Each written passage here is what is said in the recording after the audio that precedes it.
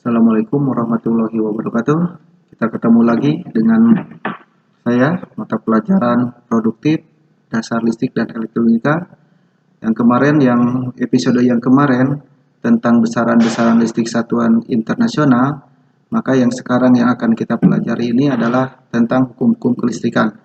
Dalam bidang keilmuan kelistrikan, dikenal beberapa hukum dasar listrik, yaitu hukum 1, hukum Faraday, hukum Ampere, Biochapal, hukum Lenz, dan hukum Ohm, dan hukum Kirchhoff. Berikut beberapa penjelasan mengenai hukum-hukum tersebut. Yang pertama adalah hukum Faraday. Ya. Hukum Faraday di sini seorang ilmuwan yang berasal dari Inggris. Nama aslinya itu Michael Faraday. Dia lahir 1791 sampai dengan 1867. Dia menyatakan sebagai berikut. Jika sebuah penghantar memotong garis-garis gaya dari suatu medan magnetik yang dinamakan flux, ya, yang konstan, maka pada penghantar tersebut akan timbul tegangan induksi. Ya. Yang kedua, perubahan flux medan magnet, ya, di dalam suatu rangkaian bahan penghantar akan menimbulkan tegangan induksi pada rangkaian tersebut. Ya, dua pernyataan tersebut merupakan hukum dasar listrik berupa penjelasan fenomena induksi elektromagnetik dan hubungan antara perubahan flux dengan tegangan induksi yang ditimbulkan pada suatu rangkaian. Ya. Hukum Faraday mengenai suatu besaran yang dinamakan flux magnet. Ya. Flux magnet di sini adalah jumlah garis-garis gaya magnet, adapun kuat medan magnet adalah kerapatan garis-garis gaya magnet berdasarkan kedua definisi tersebut yang tadi disebutkan, yaitu dijadikan rumus flux sama dengan B kali A dikalikan cos phi. Ya. Di sini flux adalah flux magnet dalam satuannya Weber, ya, atau yang disingkat dengan W besar, WB, W-nya kecil. Yang tadi adalah B-nya pada rumus yang tadi adalah induksi magnetik. Ya, induksi magnetik di sini satuannya Weber per meter. Ya. Tentang yang tadi yang A di sini adalah luas penampang. Ya, luas penampang itu bisa dikatakan tembaga yang dipakai. Ya, satuannya adalah meter persegi. Sedangkan sudut ataupun cos phi di sini sudut antara induksi magnet dengan normal bidang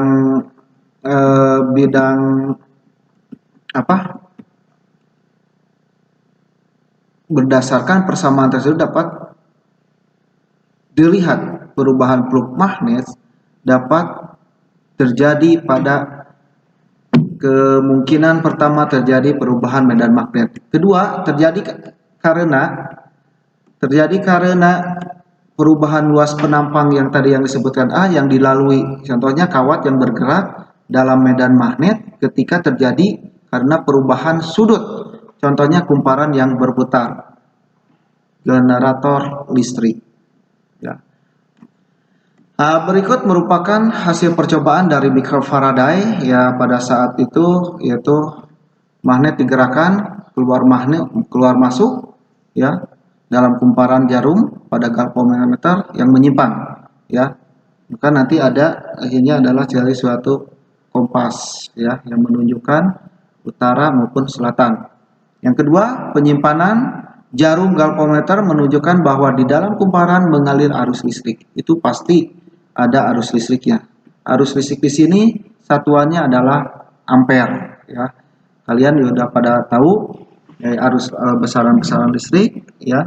Sedangkan untuk tegangan adalah satuannya volt, ya. Arus listrik sini, ya, disebut arus induksi, ya. Arus listrik timbul karena pada ujung-ujung kumparan beda potensial. Sedangkan beda potensial ini disebut gaya gerak listrik atau yang disebut dengan GGL induksi. Ya. Timbulnya GGL induksi pada ujung-ujung kumparan disebabkan karena adanya perubahan garis gaya magnet yang memotong kumparan tersebut. Nah, tadi mengenai hukum Faraday. Yang kedua adalah hukum Ampere. yaitu Biot-Savart ya.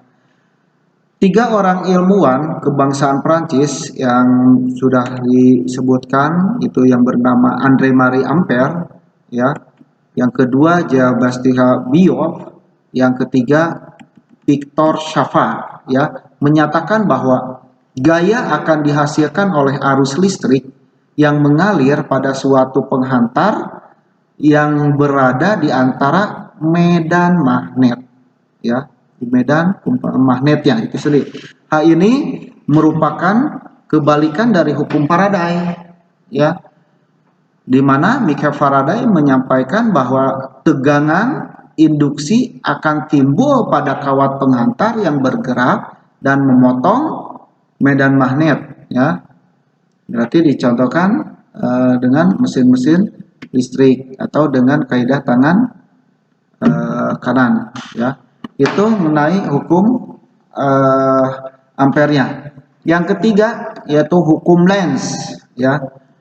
Seorang ilmuwan yang nama aslinya itu Heinrich Lenz ya, 1804 sampai dengan 1865 menyatakan bahwa arus induksi elektromagnet dan gaya akan selalu berusaha untuk saling menjaga atau jadi gaya aksi dan reaksi.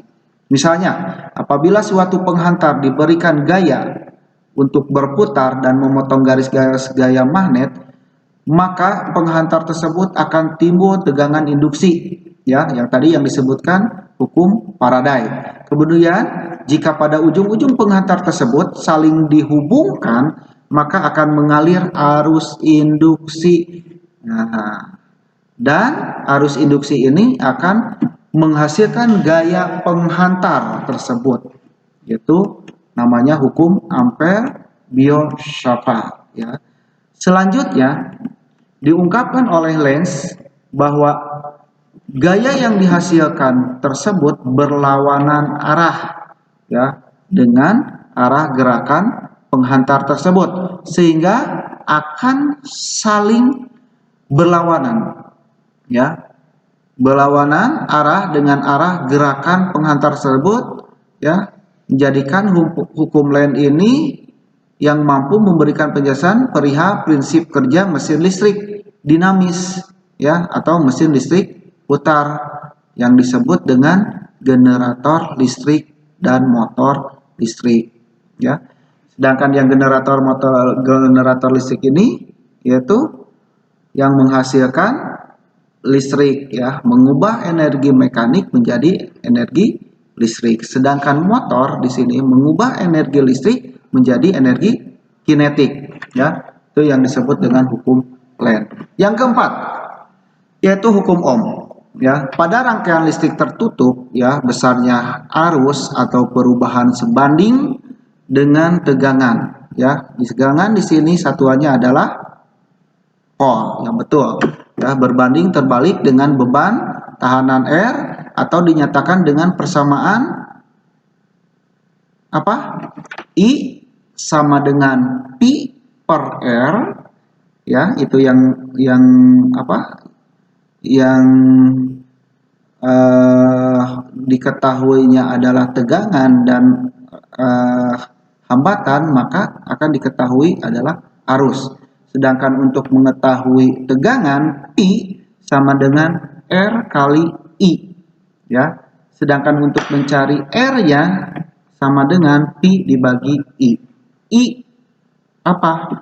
Yaitu I itu adalah arus listrik, satuannya ampere ya. Sedangkan P di sini tegangan listrik, satuannya volt. Sedangkan di sini R berarti tahanan listrik, yaitu Ohm ya.